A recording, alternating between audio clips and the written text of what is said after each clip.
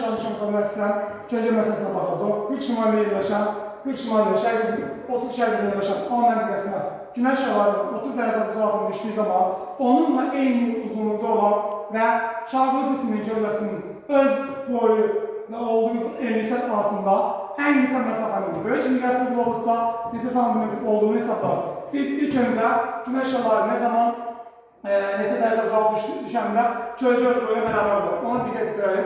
45 dərəcə öz boyuna bərabər olur. İndi günəşin hansı enlikdə zeytdə olduğunu tapırıq burada.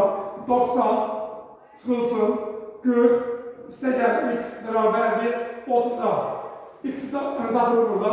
X bərabərdir 20 cənub 50. Günəş 20 cənub 50 zeytdə olan zaman 40 şimalıyla 30 dərəcə uzaqdan düşür.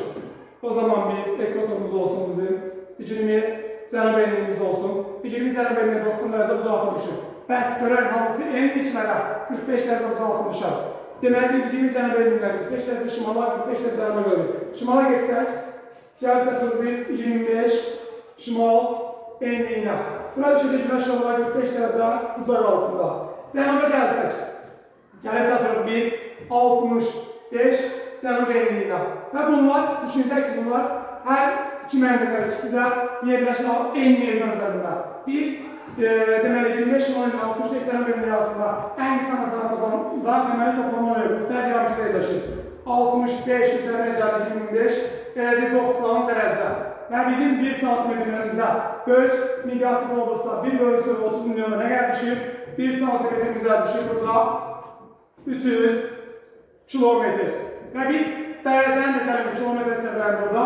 Bizim bir dərəcəmiz 111 kilometrə bərabərdir meridian üzərində.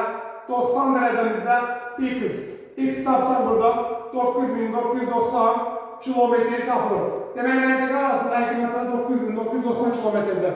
Və bizim miqyasda deməli 1/30 milyon miqyaslı qlobusumuzda 1 santimetrə 300 kilometr düşürsə, 2 santimetrə biz götürürük 9990 kilometr. X'i buradan tapanda 9990'ı bölü 300'e bu dediği 33,3 santimetr. Bizim testimizin cevabı 33,3 santimetr edecek.